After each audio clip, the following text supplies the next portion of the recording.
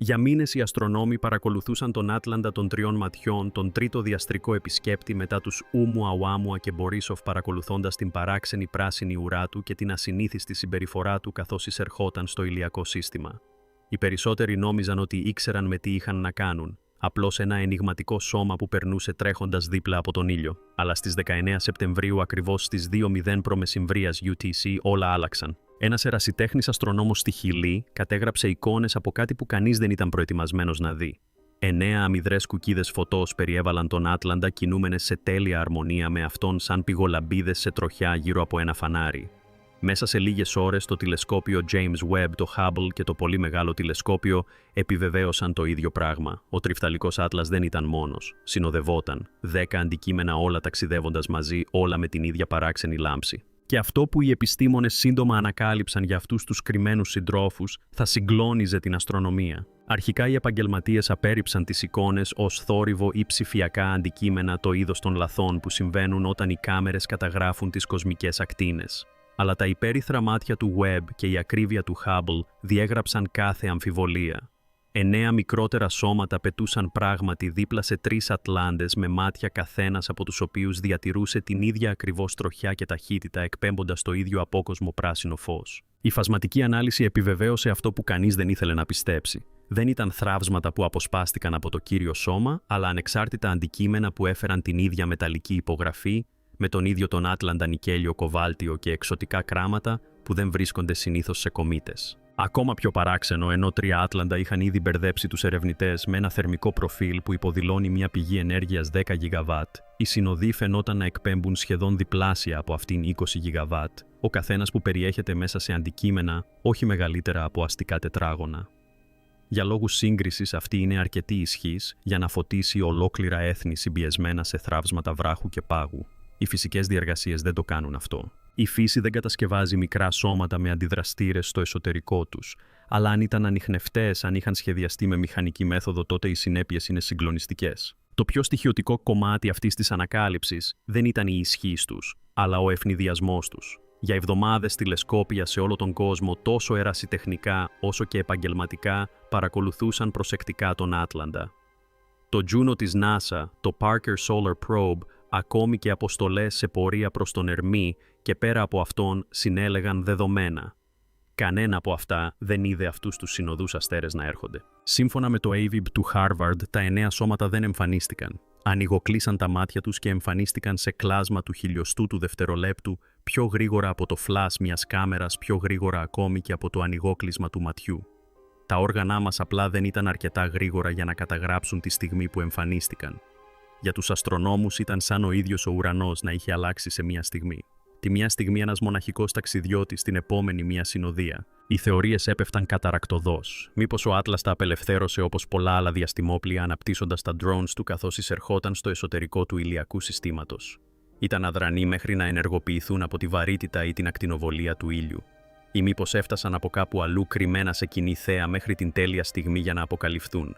Όποια και αν ήταν η απάντηση, η εμφάνισή τους δεν ήταν τυχαία. Ήταν σκόπιμη. Όταν οι αστροφυσικοί προσπάθησαν να μοντελοποιήσουν τα ενεργειακά προφίλ των συνοδών άστρων, οι υπολογιστές τους απέτυχαν. Ανεξάρτητα από το πώς προσάρμοσαν τις εξισώσεις στη θερμοκρασία, την πυκνότητα, τη σύνδεξη ή τις αντιδράσεις των ψαριών, οι αριθμοί αρνούνται να συγκλίνουν. Δεν μπορείς να χωρέσεις το είδος της ενέργειας που ακτινοβολείται από αυτά τα αντικείμενα σε κάτι τόσο μικρό χωρίς τεχνολογία πέρα από την κατανόησή μας. Εξωτικά, πεδία συγκράτησης, κατάλυση αντιύλης, ακόμη και αντιδράσεις σκοτεινής ύλης τέθηκαν στο τραπέζι επειδή η συνηθισμένη φυσική δεν μπορούσε να τα εξηγήσει. Κάθε ένα από τα 9 σώματα φαινόταν θερμότερο, πυκνότερο και πιο ενεργητικό από το κύριο σκάφος, σαν να είχαν σχεδιαστεί για κοντινές προσεγγίσεις, ενώ ο ίδιος ο Άτλας παρέμενε σε απόσταση. Με άλλα λόγια, δεν ήταν απλώς συνοδοί. Ήταν πράκτορες πρώτης γραμμής που μετέφεραν περισσότερη ακατέργαστη δύναμη από οτιδήποτε έχει ποτέ φανταστεί η ανθρωπότητα. Η συνειδητοποίηση προκάλεσε αναταραχή στην επιστημονική κοινότητα επειδή υποδήλωνε πρόθεση. Κάτι είχε τοποθετήσει αυτά τα αντικείμενα εδώ. Κάτι τους είχε δώσει αδύνατους ενεργειακούς πυρήνες και κάτι κατεύθυνε την πορεία τους. Καθώς οι εικόνες διαδίδονταν στο διαδίκτυο, οι απλοί άνθρωποι έθεσαν το προφανές ερώτημα: γιατί δεν μας το είχαν πει? Γιατί χρειάστηκε ένας ερασιτέχνης αστρονόμος με τηλεσκόπιο σε πλαγιά λόφου για να αποκαλύψει αυτό που τα πιο προηγμένα αστεροσκοπία του κόσμου είχαν χάσει? Η NASA και η ESA εξέδωσαν μόνο τις πιο αόριστες δηλώσεις αναγνωρίζοντας τις συνεχιζόμενες παρατηρήσεις, ενώ αρνήθηκαν να δημοσιεύσουν ακατέργαστα φάσματα ιστού. Στο παρασκήνιο, ωστόσο, διαρρεύσαντα σημειώματα αποκάλυψαν έκτακτες συναντήσεις στο Πεντάγωνο στα κεντρικά γραφεία της ESA και στην Κινεζική Διαστημική Υπηρεσία με ψίθυρους για σχέδια έκτακτης ανάγκης που κυμαίνονταν από αποστολές αναχέτησης έως πρωτόκολλα πλανητικής άμυνας. Προσεγγίστηκαν σιωπηλά ιδιωτικές διαστημικές εταιρείες για ταχείες εκτοξεύσεις, ενώ συζητήθηκαν ευρωπαϊκά σχέδια για την εκτροπή αστεροειδών. Κι όμως προς το κοινό σιωπή. Καμία προειδοποίηση, καμία εξήγηση, μόνο προσεκτικά ελεγχόμενες διαβεβαιώσεις ότι δεν υπήρχαν ενδείξεις απειλής. Αλλά η σιωπή λέει πολλά.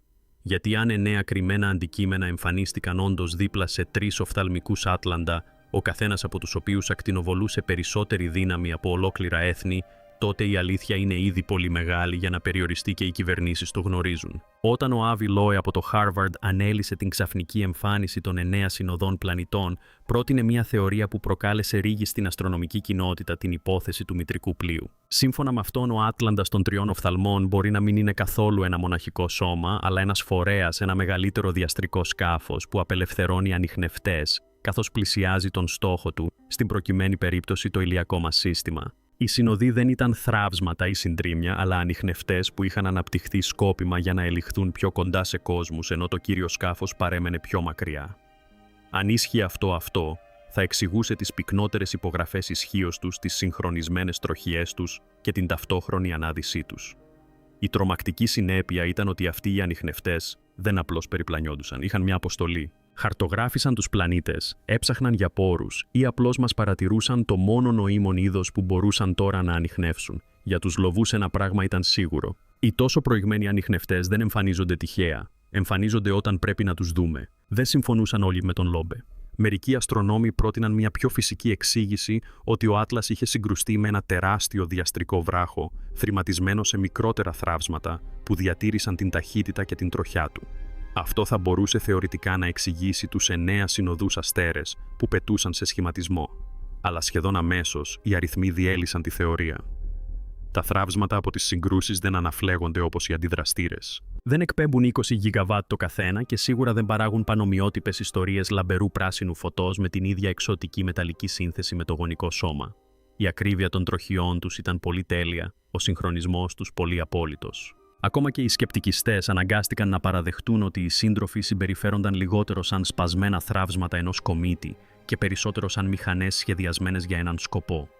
Η φυσική εξήγηση κατέρευσε υπό το βάρος των αποδεικτικών στοιχείων, αφήνοντας μόνο την κατασκευασμένη υπόθεση όρθια, και αυτή ήταν μια αλήθεια που οι περισσότεροι επιστήμονες δεν ήταν έτοιμοι να πουν δυνατά. Σαν να μην έφταναν οι 9 σύντροφοι, η ιστορία γινόταν ακόμα πιο παράξενη. Από την αντίθετη κατεύθυνση του ουρανού, ένα άλλο διαστρικό αντικείμενο C-2025R2 με το παρατσούκλι SWN πλησίαζε. 100 φορές μεγαλύτερος και φωτεινότερος από τον Άτλαντα, με ουρά που εκτείνεται 5 φορές το πλάτος της Πανσελίνου, ο SW επρόκειτο να φτάσει στο πλησιέστερο πέρασμά του στον ήλιο μέσα σε λίγες μέρες από τον Άτλαντα. 2 διαστρικοί γίγαντες συγκλίνουν στον ίδιο διάδρομο του διαστήματος, συνοδευόμενοι από έναν στόλο κρυφών συντρόφων, όλοι κατά τη διάρκεια της ίδιας εβδομάδας τον Οκτώβριο. Για πολλούς αυτή η χρονική στιγμή δεν ήταν σύμπτωση. Κάποιοι υπέθεσαν ότι ο S-1 έφτανε ως προστάτης, αναχαιτίζοντας τον Άτλαντα και τους συνοδούς του πριν προλάβουν να εξαπολύσουν όποια αποστολή μετέφεραν. Άλλοι υποστήριξαν το αντίθετο, ότι και τα 2 αντικείμενα ήταν μέρος της ίδιας επιχείρησης, συγκλίνοντας κοντά στον ήλιο για την ανταλλαγή ενέργειας δεδομένων ή ακόμα και φορτίου. Και έπειτα υπήρχαν οι ιστορικοί που επισημαίνουν ότι τα αρχεία ασυνήθιστων επισκεπτών με πράσινη ουρά εκτείνονται χιλιετίες πίσω, εμφανιζόμενα σε κύκλους περίπου 2.200 ετών. Αν αυτά τα αρχεία ήταν αληθινά, τότε η ανθρωπότητα το είχε ξαναδεί αυτό και είχε επιβιώσει. Αλλά η επιβίωση αυτή τη φορά δεν ήταν εγγυημένη. Ενώ το κοινό αφέθηκε να κάνει εικασίες, οι κυβερνήσεις κάθε άλλο παρά αδρανείς ήταν. Διαρροή σημειωμάτων αποκάλυψε έκτακτες συνεδριάσεις στο Πεντάγωνο, στην Ευρωπαϊκή Διοίκηση Διαστήματος και εντός της Εθνικής Διοίκησης Διαστήματος της Κίνας. Προσχέδια σχεδίων έκτακτης ανάγκης περιέγραφαν τα πάντα από αναγνωριστικές αποστολές έως σενάρια άμεσης πλανητικής άμυνας. Η Κίνα φέρεται να ανακατεύτηνε πόρους από το πρόγραμμα πυράβλων Long March 9 στο σχεδιασμό ενός αναχαιτιστή υψηλής ταχύτητας. Η ESA αποκάλυψε τα σχέδια από την εγκαταλελειμμένη αποστολή εκτροπής αστεροειδούς Doniot. Ακόμη και ιδιωτικές εταιρείες όπως η SpaceX και η Blue Origin προσεγγίστηκαν σιωπηλά για εκτοξεύσεις ταχείας απόκρισης, αλλά με δημόσια σιωπή. Η NASA αρνήθηκε να δημοσιοποιήσει τα ακατέργαστα φάσματα του διαδικτύου. Η ISA αρνήθηκε να σχολιάσει και ο Λευκός Οίκος εξέδωσε μόνο μια δήλωση μιας πρότασης. Γνωρίζουμε την κατάσταση και την παρακολουθούμε.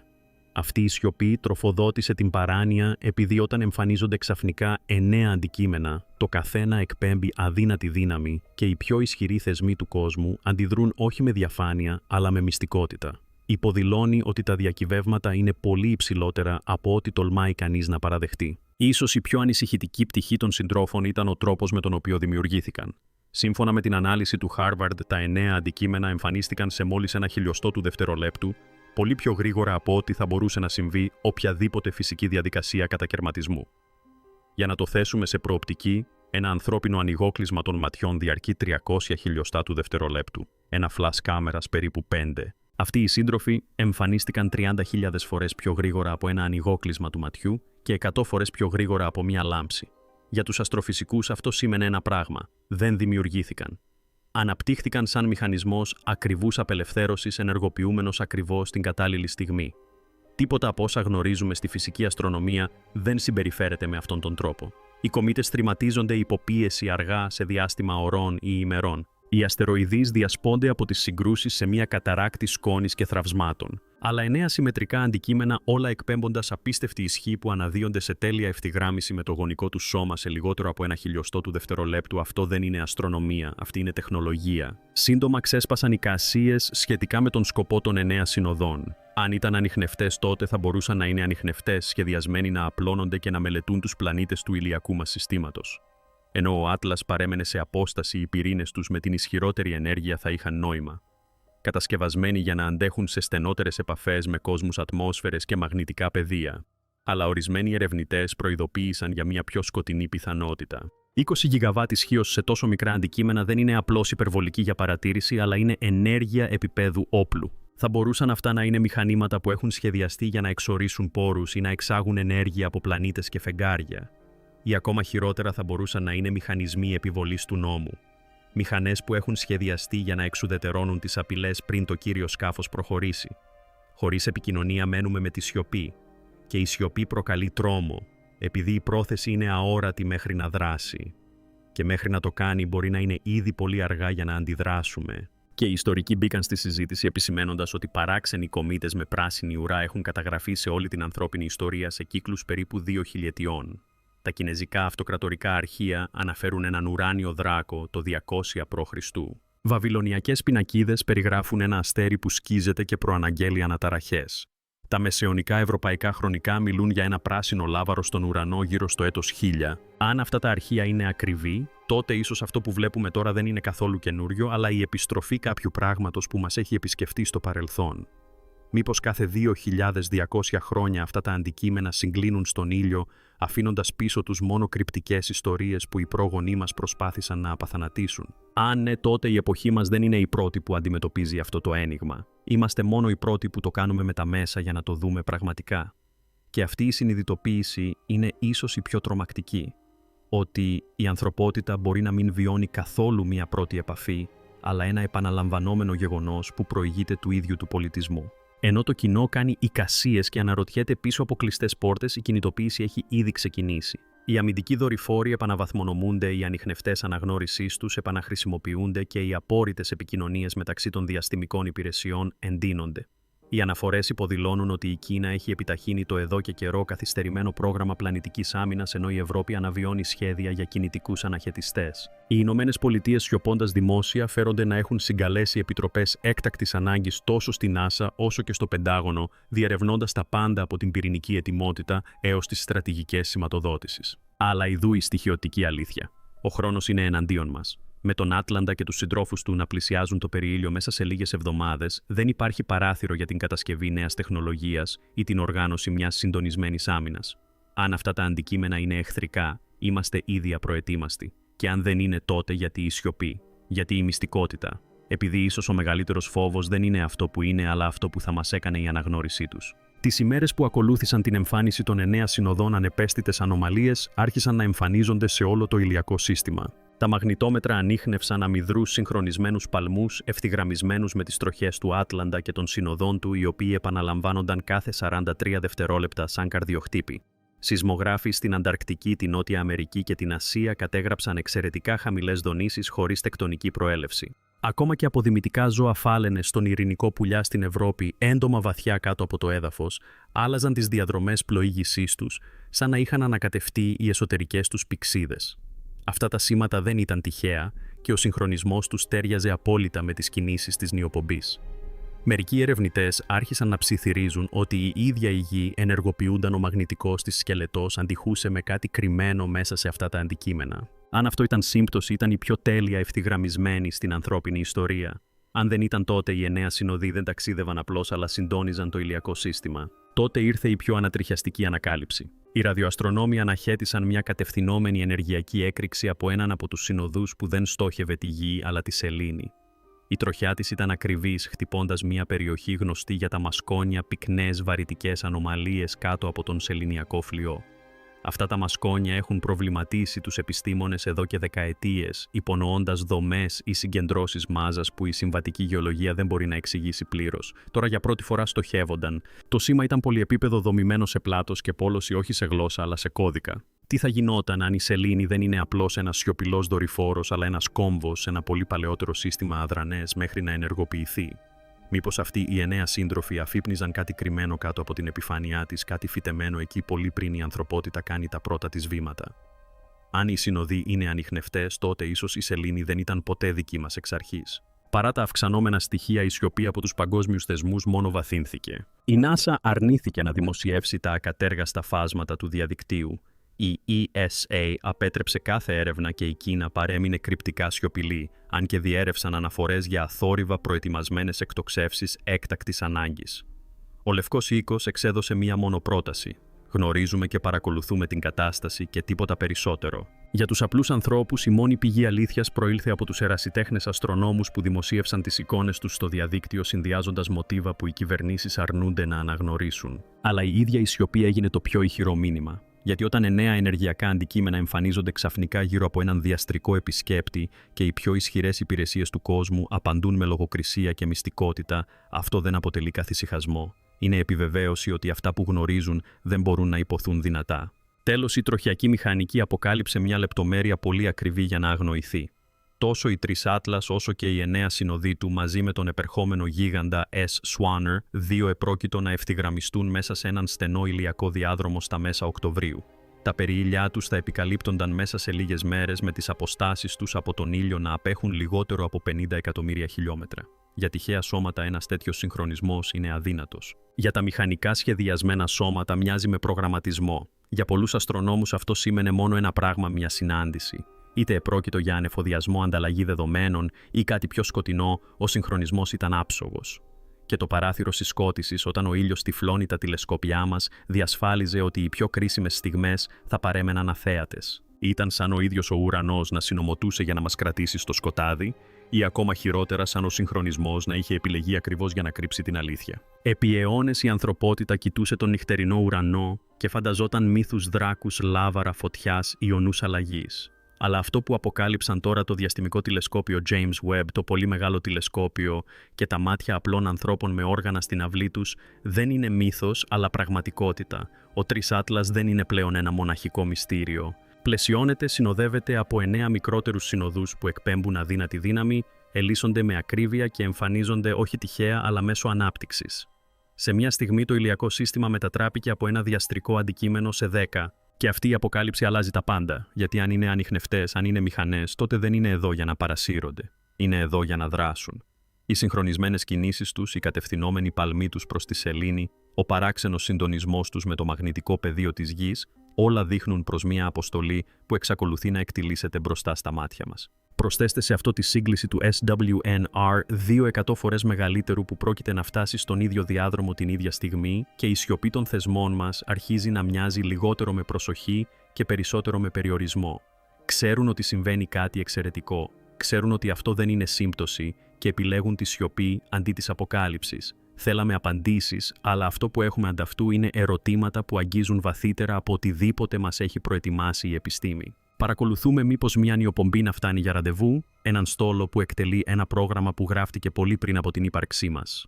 Είναι αυτοί οι συνοδοί φύλακες ανιχνευτές ή θεριστές. Είναι η ίδια η σελήνη μέρος ενός συστήματος που δεν κατανοήσαμε ποτέ. Η τρομακτική αλήθεια μπορεί να είναι ότι αυτά τα ερωτήματα δεν θα απαντηθούν καθόλου από εμάς, αλλά από αυτούς με τους όρους τους και στο χρόνο τους. Ο μεγαλύτερος φόβος δεν είναι ότι έχουμε ανακαλύψει κάτι εξωγήινο. Ο μεγαλύτερος φόβος είναι ότι αυτή η συνοδεία ερχόταν πάντα ότι οι κύκλοι της έχουν περάσει και στο παρελθόν και ότι η ανθρωπότητα είναι μόνο τώρα αρκετά προηγμένη για να το παρατηρήσει. Τι θα γινόταν αν δεν ήμασταν ποτέ οι παρατηρητές αλλά αυτοί που παρακολουθούσαν? Τι θα γινόταν αν τα τηλεσκόπια μας δεν αποκάλυπταν το μυστικό του τριπλού Άτλαντα, αλλά αντιθέτως πυροδοτούσαν την επόμενη φάση της αποστολής του? Δεν πρόκειται για ιστορία επιστημονικής φαντασίας. Συμβαίνει τώρα πάνω από τα κεφάλια μας σε πραγματικό χρόνο. 10 αντικείμενα συγχρονισμένα ισχυρά και σκόπιμα χαράζουν την πορεία τους μέσα από το ηλιακό μας σύστημα. Και καθώς πλησιάζουν, μια στοιχειωτική πιθανότητα παραμένει. Ίσως δεν περνούν απλώς. Ίσως είναι εδώ για εμάς.